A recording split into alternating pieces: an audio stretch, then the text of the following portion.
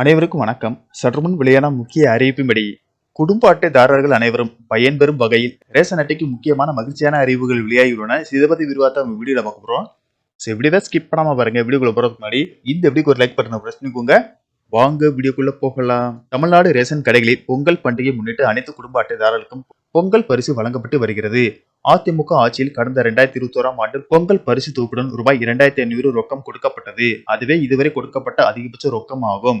இதைத் தொடர்ந்து திமுக ஆட்சியில் பொங்கல் தொகுப்புடன் ரூபாய் 1000 ரொக்கம் வழங்கப்பட்டது.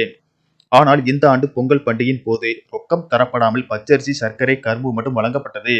இந்நிலையில் 2026ஆம் ஆண்டு சட்டசபை தேர்தல் நடைபெற உள்ளதால் இதுவரை வழங்காத ரொக்கம் தர ஏற்பாடுகள் செய்யப்பட்டுள்ளது.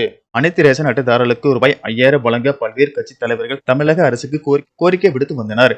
இதன் காரணமாக அனைத்து ரேஷன் அட்டைதாரர்களுக்கும் பொங்கல் தொகுப்புடன் ரூபாய் 3000 முதல் ரூபாய் 5000 வரை ரொக்கம் வழங்க உள்ளதாக தகவல் வெளியாகி உள்ளது. மேலும் பொங்கல் தொகுப்பில் பச்சரிசி, சர்க்கரையுடன் முழு கரும்பும் வழங்கப்படும் என்று கூறப்படுகிறது. இது குறித்து தமிழக கைத்தறி மற்றும் துணிநூல் துறை அமைச்சர் ஆர். காந்தி கூறியதாவது: தமிழக அரசின் பொங்கல் தொகுப்பு தற்போது தயாராக உள்ளது. அதன் விநியோகம் விரைவில் தொடங்கி ஜனவரி 10ஆம் தேதிக்குள் அனைத்து குடும்ப அட்டைதாரர்களுக்கும் பொங்கல் பரிசு தொகுப்பு வழங்கி முடிக்கப்படும் என தெரிவித்தார். எனவே ஜனவரி முதல் வாரத்தில் பொங்கல் பரிசு தொகுப்பு வழங்குவதற்கான டோக்கன் விநியோகம், ஜனவரி 2வது வாரத்தில் பொங்கல் பரிசு தொகுப்பு மற்றும் ரொக்கத்தொகை விநியோகம் நடைபெறும் என தகவல்கள் தெரிவிக்கின்றன. மேலும் மகளிர் உரிமை தொகை ரூபாய் 1000 ஒவ்வொரு மாதமும் 15ஆம் தேதி குடும்ப தலைவிகளின் வங்கி கணக்கில் வரவு வைக்கப்பட்டு வருகிறது.